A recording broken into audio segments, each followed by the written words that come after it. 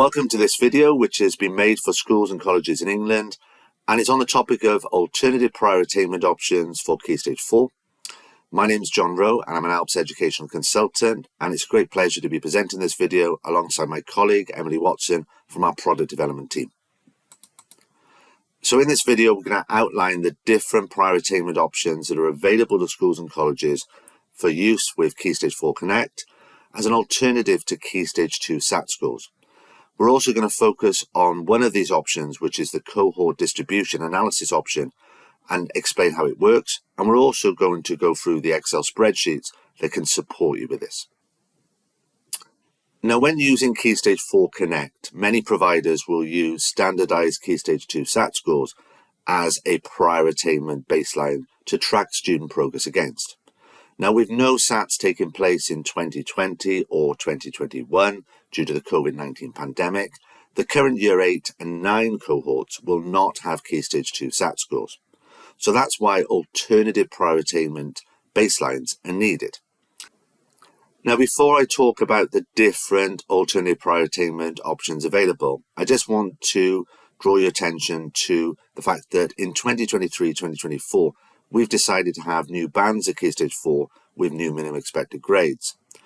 Now, the reason for this is that in February 2022, the DfE published their definitions of high, middle and low prior attainment to reflect the scaled Key Stage 2 scores. Now, the result of this was at ALPS, we normally have 3 higher prior attainment bands.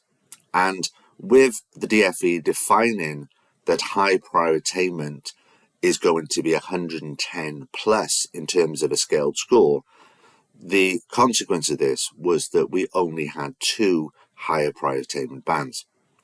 And this didn't give us the ability to put in differentiation for the high prior attainers. So with our new banding structure, we've been able to do this. So on the left hand side, you can see that we have a table showing our current banding structure, the 10 bands, and you can see the minimum expected points and the minimum expected grades and the double award minimum expected grades. And on the right hand side, we have our new banding structure for 2023-2024. And what we've done is we've used the transition matrices that the DfE have published, and these have helped us come up with this banding structure, which gives us a banding structure that matches these transition matrices and also gives us more differentiation for the higher prior attainment bands. So we haven't increased our minimum expected grades or MEGs, we've just put in more differentiation to support especially these high prior attainers and the fact they've been defined now as having 110 plus as a scaled score. So as a result of this, our new bands align with its DfE transition matrices, and we have 3 higher prior attainment bands, we have 4 middle prior attainment bands, and we have 3 lower prior attainment bands. And therefore, when carrying out analysis in Key Stage 4 Connect, it will be a good fit with these transition matrices that have been published by the DfE. And if you would like to learn more about the reasons behind our new banding in 2023-2024, I put a link here via a QR code, and if you scan the QR code, you will go to our support hub and the article that explains our banding structure and the reasons behind this. So now let's move on to look at the different prior attainment options that are available as alternatives to Key Stage 2 SAT scores. So to support providers, we've developed several of these alternative options, and these can be used in Key Stage 4 Connect with current Year 8 and 9 students. And the options include KS4 scores, mid-year scores, Key Stage 2 scores that have been collated from mock SAT papers, and also cohort distribution analysis, which we're going to focus on in the second half of this video. So using KS4 scores as a prior attainment baseline will be, I'm sure, a popular option because many providers at Key Stage 4, both in the UK and internationally, already use this option as a prior attainment baseline. Now, currently providers who use this prior attainment option convert the KS4 scores to a Key Stage 2 scaled score using a conversion table. And you can see the conversion table that currently exists for our current banding structure. So you would use your KS4 mean score here, and this would assign students to a prior attainment band, and this is how it works currently using this conversion table. Now on this slide you can see the new KS4 conversion to our different bands for our new banding structure. And as our MEPs and MEGs have changed, that's why we need to change the KS4 values associated with each band. However, from September 2023, ALPS users will be able to just upload students' KS4 scores directly into Connect, and you will not need to use a conversion table. So we're really excited about that development. So using KS4 scores is the first alternative prior attainment option that we have. Now, a second prior attainment option is to use mid-year scores. And scores from these assessments can be also used to generate Key Stage 2 scale scores in a similar way to KS4 using a conversion table. But you don't have the option to upload mid-year scores directly into Connect. You will have to use a conversion table for this. And if you'd like the conversion table, please just contact our customer success team and we'll be able to provide you with a copy of this. Now, a third prior attainment option would be to use Key Stage 2 scores that have been collated from mock SAT papers. And a number of providers have already contacted us to tell us that they'd like to use this option. So although current Year 8 and 9 students didn't sit Key Stage 2 SATs due to the pandemic, some providers have told us already that they have Key Stage 2 scores for students in these year groups that they collated from these mock SAT papers. And if this is the case, the providers can choose to input these scores directly into Connect to provide a prior attainment baseline. So that would be the third option for you. Now, our fourth and final prior attainment option is cohort distribution analysis. And in the absence of Key Stage 2 scores, some providers may choose to allocate students a proxy score and an ALPS band using this method. And this involves first ranking the students within a cohort based on the assessment data that you have available. And once you've completed the student ranking, an analysis of the distribution of students within bands for previous year groups is then carried out. Now, when you combine this analysis alongside the student ranking, students can then be allocated a proxy score and an ALPS band. Now, to support providers with cohort distribution analysis, we've produced an Excel spreadsheet that can be downloaded together with an accompanying knowledge base article that you can access via our support hub. And I put a link to this via a QR code which you can scan here. Now, I'm now going to hand over to Emily from our product development team, and she's going to talk you through how to use the Excel spreadsheets that she's created to support you with cohort distribution analysis. Thanks, John. As John mentioned, my name's Emily and I'm a product developer at ALPS.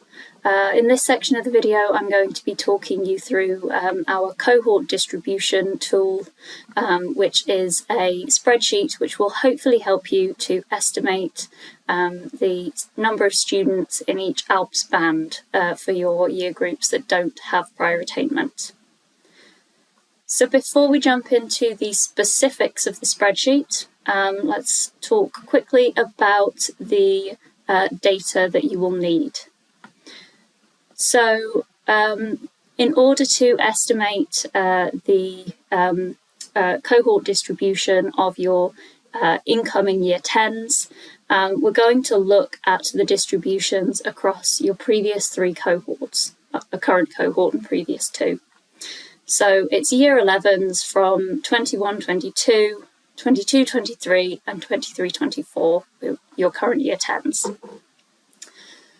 We've designed the spreadsheet to work on exports from Connect data, and I'll show you how to export that now.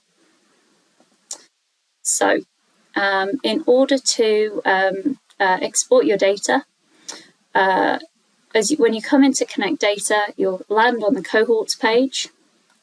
So if I want to export my year 11s for 23-24, I have them in as year 10s at the moment, so I'm going to export from here. So coming into the year 10 page, students page, I'm going to click Export in the top right. I only need the student data, and I can call them Year 10,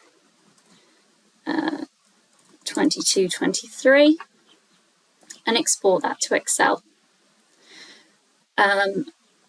Opening this up, now we can actually just copy and paste this format into our spreadsheet.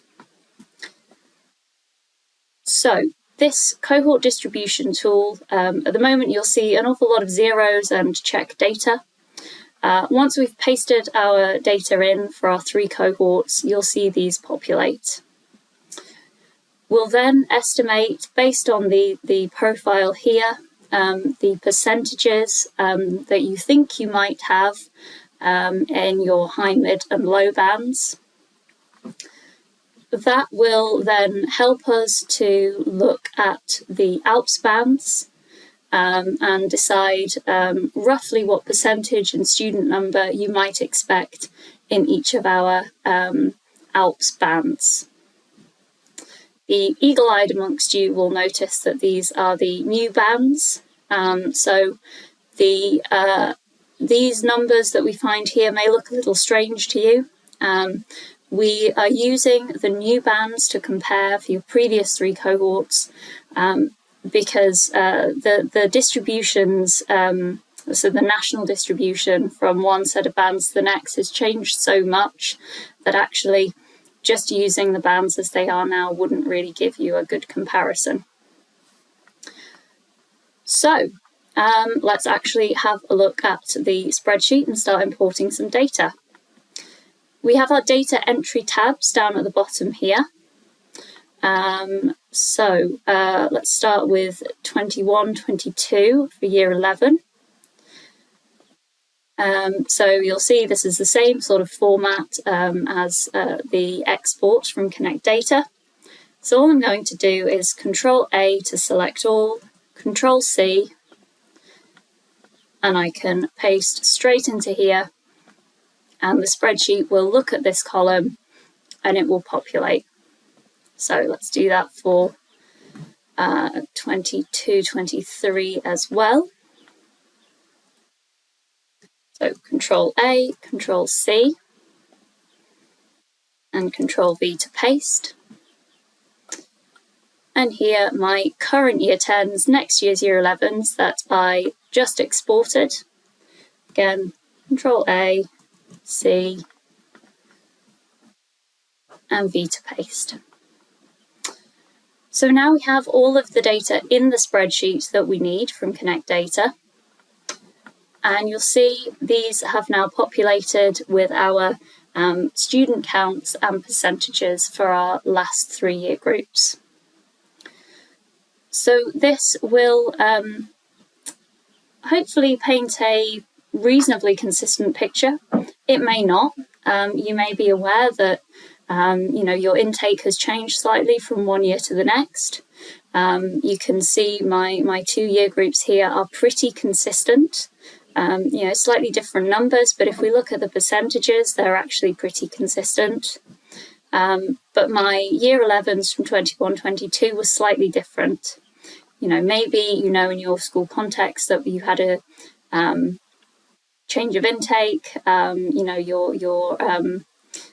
Your student profile did change between those year groups. So that will all sort of depend on your particular school context. And again, this is really just meant to be a guide, a useful, helpful tool. So please don't think it's rules that you have to follow. We're just hoping that this helps. So based on this information, and based on what I know about my year group, I am going to say that actually this year group is more similar to these two than to this one. So I am going to say I estimate around 25% of my cohort are going to be high pro retainers. Say around 40 in the mid and 35 in the lower. What you can then do is put in your student number. So in my incoming year 10s, I have 240 students, and that will then give you your student numbers, so based on these percentages. And again, have a nice little sense check across these, do they look roughly about right? And, change, you can always change these percentages around. Once you're happy with your high, mid and low percentages and counts, you can come on to the next step, which will be to look at the specific ALPS bands. So you can see my 25, 40 and 30% have populated here, and we have our estimated student numbers here. So looking at this, this will hopefully help me to then look into a bit more in slightly greater detail at the counts and percentages in my cohort, and using these three as a guide as well. So looking at these, I'm going to estimate 3, 8, so I think these are relatively similar, maybe a few more high prior attainers, and that leaves me with 14. So this, again then, will, once you've put in the percentages, this cell will read from the student number that you've put in here, and it will give you your sort of student numbers that you might expect in each of these bands. And again, if it doesn't feel quite right, change it. And again, you've got that little sense check looking across, well, what were my student counts? Where would those students have fallen in previous years? Were we using this band set? Just for ease, here are some I've prepared earlier. And then you see it has calculated my different student numbers that are falling into each band. Little sense check again that your percentages are summing to 100, and that will then give you a nice little guide as to how many students you might expect in each ALPS band. Now the next step is entirely optional. You may not find it useful at all. You might find it useful as a sense check. We have incorporated the ability to paste in your Key Stage 1 data. Again, simple copy and paste of their reading teacher assessment, writing teacher assessment and maths teacher assessment. That will then put them into the sort of high, mid and low bands that they would fall into. We know there is a pretty good relationship between, Key Stage 1 scores and Key Stage 2 scores. So it might help, just give you another data point, essentially, to sort of sense check your high, mid, low percentages against. Or you might decide it's not useful. Whatever helps. So, once you have this estimation, it's now time to have a look at your ranking of your students. So that's on this next tab, number 2. You'll see that this table we've popped in just for a little handy guide. So we've got our percentages here that we estimated in each band, and we've got our student numbers here based on those percentages. John will talk to you more about how you might like to rank your students, but once you have your ranking, you can come back to this sheet and this tab should help you to assign a band and a Key Stage 2 score in a format that can then be imported straight into Connect Data. So I have my guide here for roughly how many students I'm looking to put into each band. I have my students here and their rankings sorted from highest to lowest. So now all I need to do is say which band between 1 and 10 do each of these students fall into. So if I know I'm looking for 7 students in each band, I can go ahead and put that in, and it will, so 7 students in band 1, sorry, I can go ahead and put that in. There is a bit of validation on this. So if, for example, you put in band 15, which is not a valid ALPS band, that will error. But these students will now, based on their band, be assigned a Key Stage 2 score that would put them into that band in ALPS analysis. So yeah, 7 students there, and you can see I've popped 7 students in based on this below.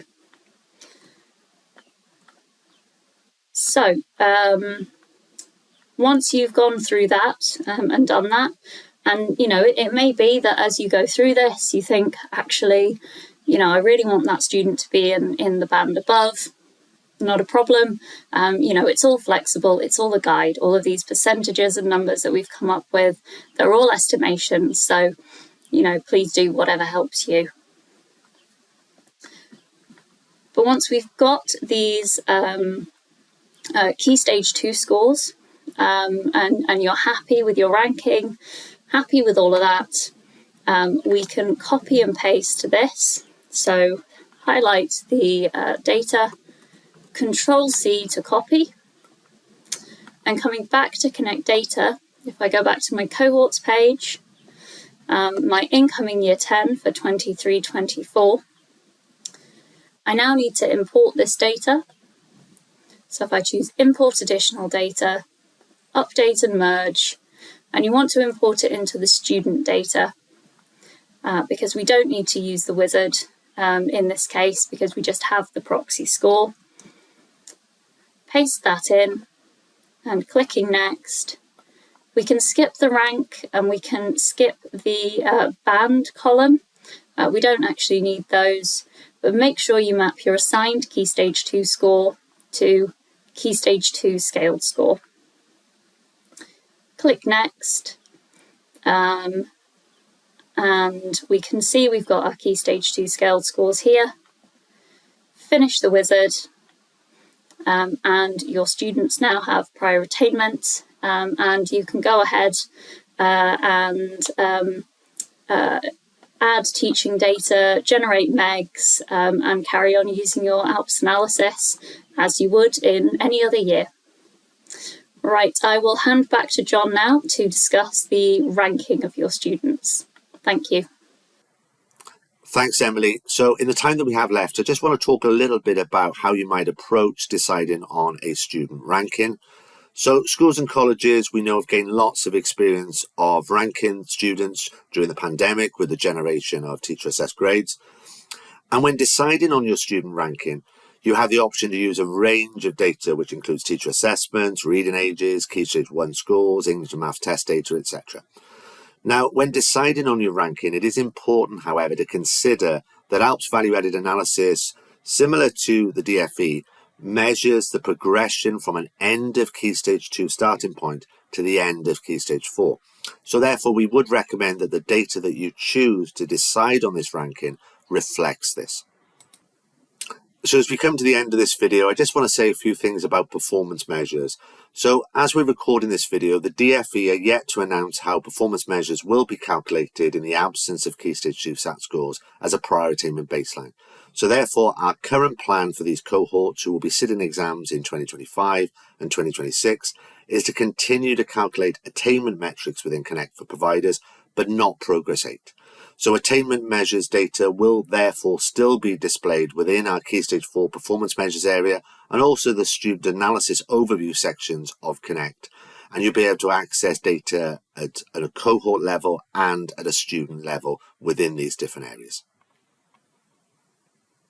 Now, I hope you found this video useful, and if you have any questions, please don't hesitate to get in touch with us. Our email address is support@alps.education. You can telephone us on 01484 887 600, and our Twitter site is @AlpsVA. And you can also gain further information on our website, alps.education.